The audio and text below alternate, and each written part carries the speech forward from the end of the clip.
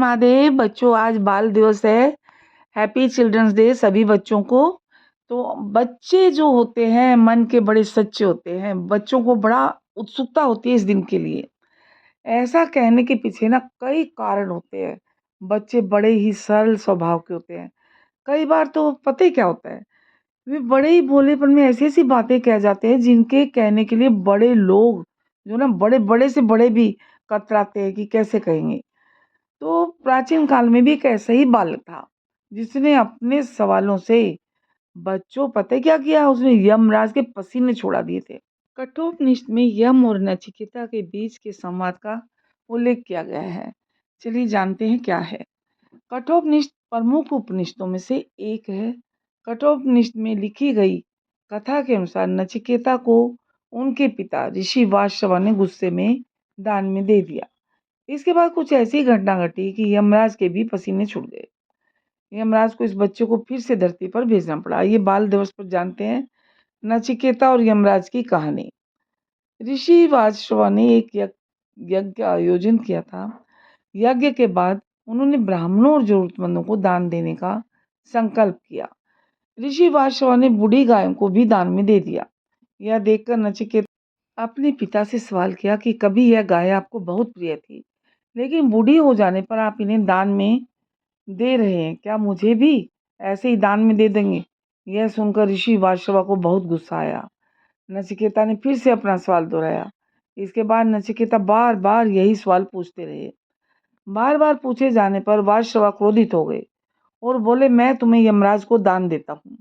ऋषि वाशवा ने जब यह बात कही तो हवन कुंड में अग्नि जल रही थी, इसलिए अग्नि इस बात की साक्षी बन गई और नचिकेता सच में यमराज को दान हो गए। नचिकेता को दान देने से नचिकेता में ऊर्जा का संचार हुआ और वे पिता की आज्ञा पूरी करने के लिए यमलोकपुरी चल दिए। जब नचिकेता यमलोकपुरी गए तो यमराज वहां नहीं थे। ऐसे में नचिकेता ने 3 दिनों तक यमलोक के द्वार पर बैठकर यमराज की प्रतीक्षा की। जब यमराज वापस लौटे तो नचिकेता ने यमराज से कई सवाल करने शुरू कर दिए। नचिकेता ने कई सवाल पूछ कर यमराज की नाक में दम कर दिया। अब यमराज अपने कर्तव्यों का निर्वाह करने के लिए हमेशा जल्दी में रहते थे, लेकिन नचिकेता बार बार उनका मार्ग रोककर सवाल पूछे जा रहे थे। यमराज ने नचिकेता से कहा कि उनके पिता ने उन्हें अपनी इच्छा से दान में दिया, इसलिए यमराज में दान में दी गई किसी भी वस्तु या मनुष्य का अपमान नहीं कर सकते। लेकिन नचिकेता को उनका मार्ग छोड़ना ही होगा, क्योंकि अगर उन्हें देर हुई तो पूरी सृष्टि उथल पुथल हो जाएगी और सृष्टि का संतुलन बिगड़ जाएगा।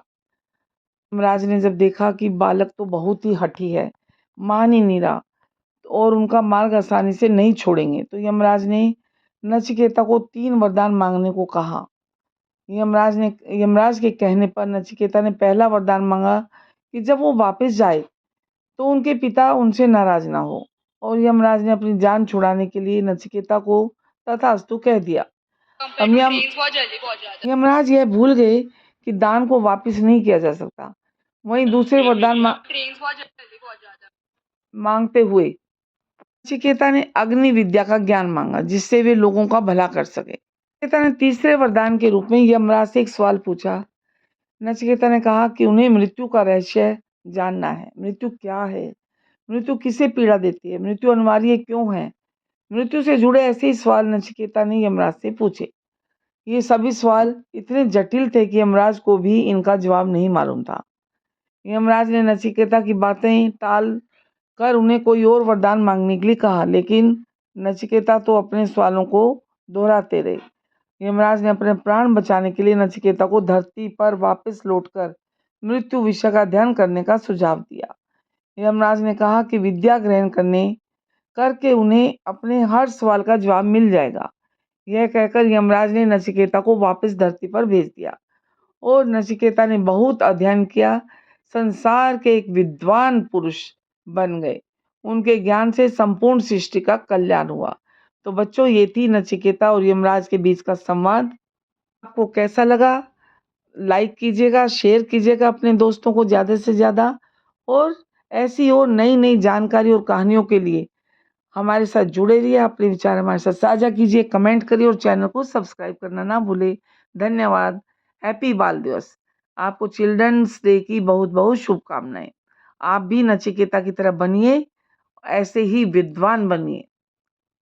हमारी ब्लेसिंग आपके लिए है और हम भगवान से यही प्रार्थना करेंगे कि आप भी ऐसे ही बलवान, बुद्धिमान बनें और आपका भला करें।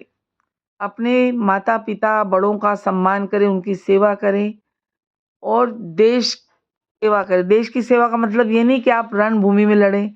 इसका मतलब ये है कि आप शादी के बाद जो आपके बच्चे होते हैं, उनको अच्छी शिक्षा दीजिए, उनको अच्छे देश के नागरिक बनाइए, ये भी एक देश की सेवा है।